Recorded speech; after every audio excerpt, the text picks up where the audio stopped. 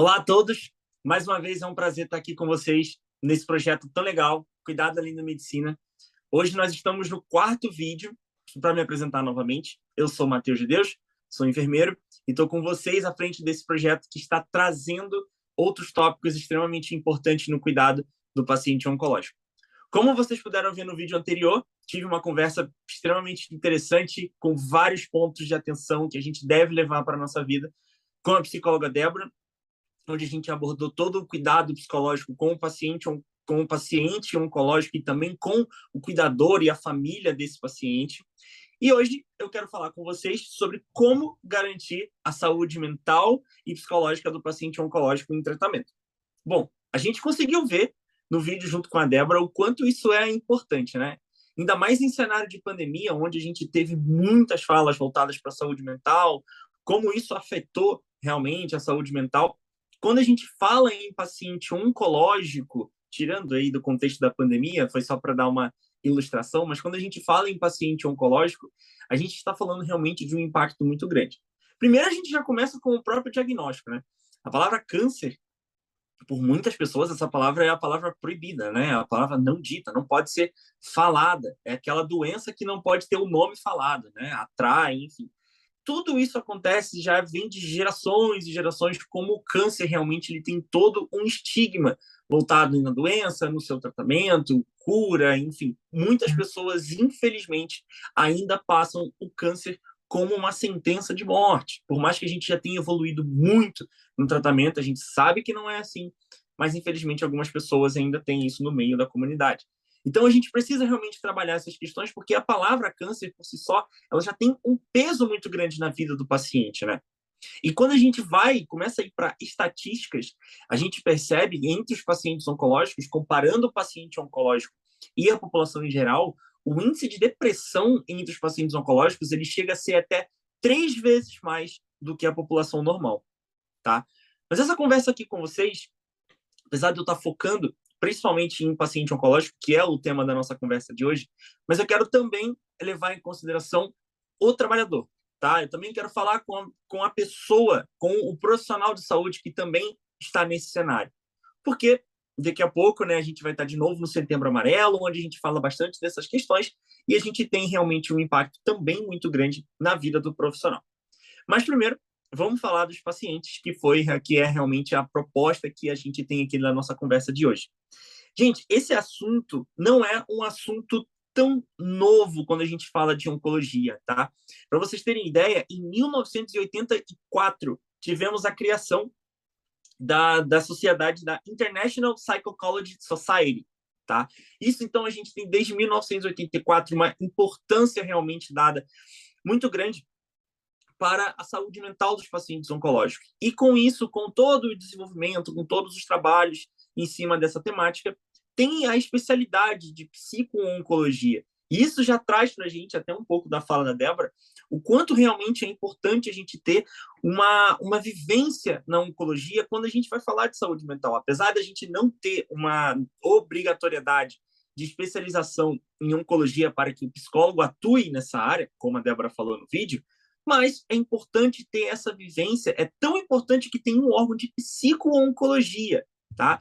Por todos os aspectos, realmente, todas essas minúcias que envolvem o paciente e que, no fim das contas, tem um impacto muito grande, tá? O paciente oncológico, eu já falei com vocês dos dados aqui, alguns dos dados, né? Índice de depressão que chega a ser até 3 vezes maior do que na população normal, mas todos os outros aspectos que envolvem a doença, todos os outros aspectos que possam afetar a saúde mental, também têm um impacto muito grande na continuidade do tratamento, tá?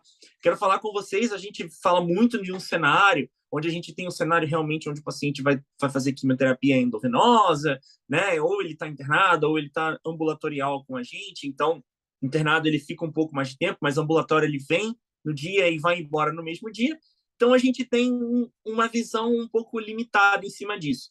Agora, pensa num paciente, por exemplo, que ele está em tratamento com uma quimioterapia oral, né? Esse paciente de quimioterapia oral, a gente vê ele muito menos.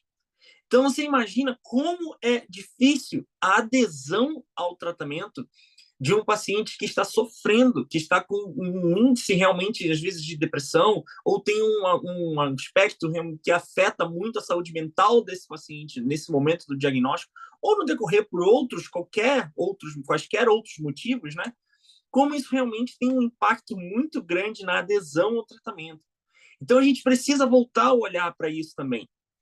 Geralmente, quando a gente fala de quimioterapia oral, isso fica muito a cargo do farmacêutico, né? O farmacêutico ele fica fazendo esse monitoramento, fala sobre os efeitos colaterais, como fazer realmente o uso desse medicamento, se é com estômago vazio ou não.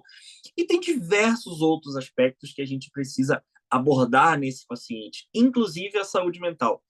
Por mais que esse assunto, hoje em dia, esteja muito em alta, a gente já viu desde 1984 a criação, mas hoje em dia, com todas as ferramentas, a internet, a rede social como um todo, voltou muito a se falar sobre a saúde mental.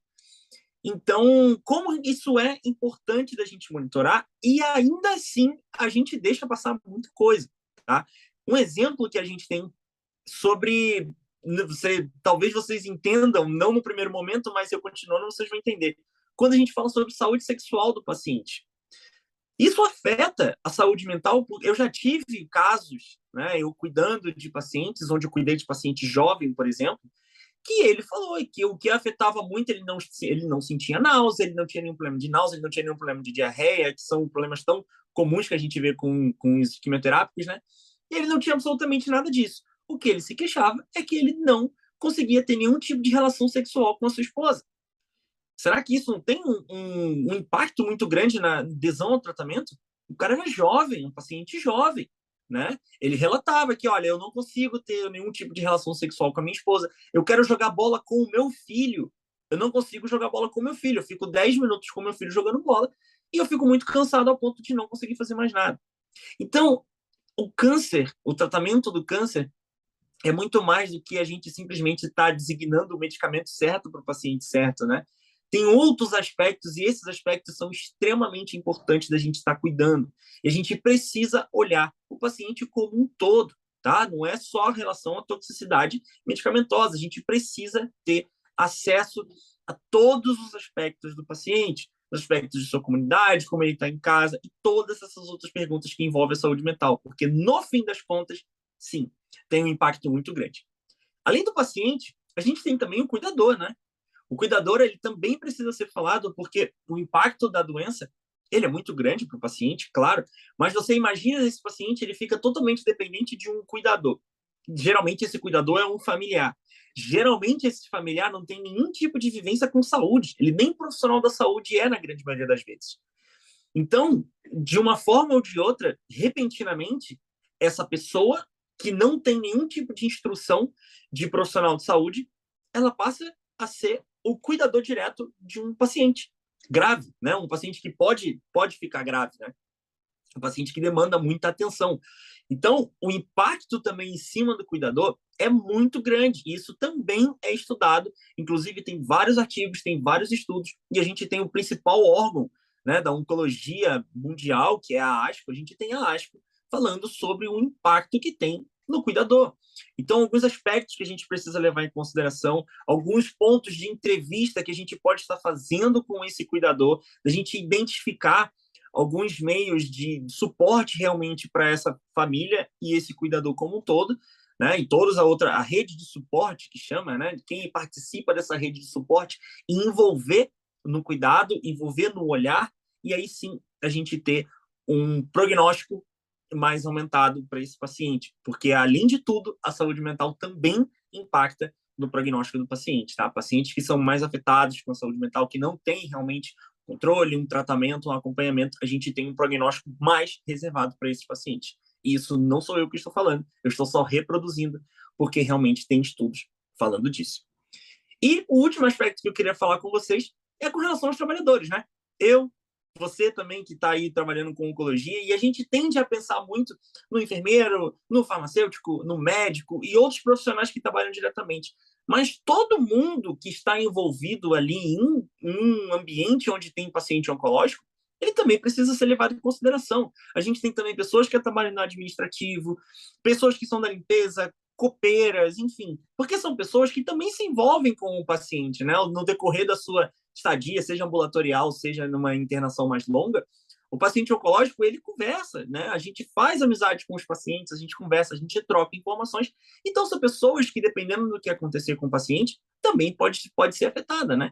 Então, a gente tem que ter um cuidado realmente com todos os profissionais que estão nessa área, mas eu vou levar em consideração nesse momento, para fins de a gente limitar um pouco aqui o tempo, a gente prestar atenção naqueles profissionais que estão na linha de frente.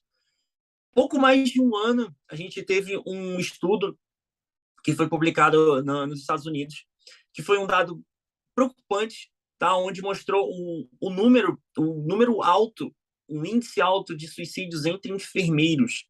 Aqui não estou falando necessariamente de enfermeiros que trabalham em oncologia, a gente não tem esse segmento, mas a gente tem enfermeiros que trabalham na rede de saúde americana, como isso teve um índice muito alto. E por alguns anos acreditou-se que o índice maior de suicídio fosse dos médicos, mas a gente teve nesse estudo realmente um dado que mostrou que a enfermagem, os enfermeiros, principalmente as enfermeiras, as mulheres, elas têm um índice maior de suicídio por todo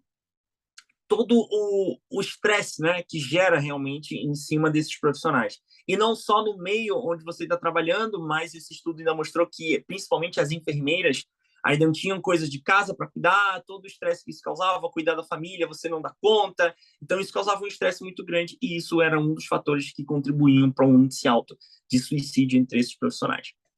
A gente precisa cuidar, e aqui eu estou falando dos dois, tá? A gente precisa realmente cuidar, a gente precisa entender que saúde mental não é brincadeira, não é fingimento, não é exagero. Se a gente tem alguém relatando, isso já é um ato de coragem, porque geralmente as pessoas não relatam.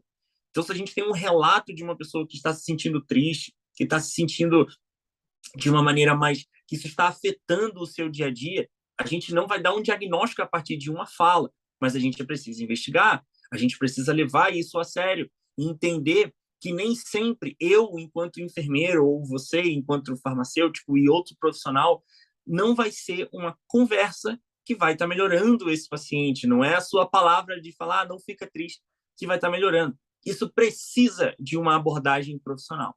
Então, por isso, a importância da gente ter tido a conversa no último vídeo com a psicóloga, né? O profissional, psicologista, né? Psicólogo, na verdade, desculpa, o psicólogo, ele precisa estar presente no cuidado desse paciente. E, se possível, desde o início. Né? A gente tem ainda muito preconceito quando a gente fala de cuidados paliativos, né? Isso, infelizmente, é uma fala, mas isso eu vou reservar um pouco mais para o último vídeo que a gente vai gravar. Mas a gente ainda tem conceitos muito errôneos quando a gente fala de cuidados paliativos preservados para aquelas pessoas que estão em fim de vida.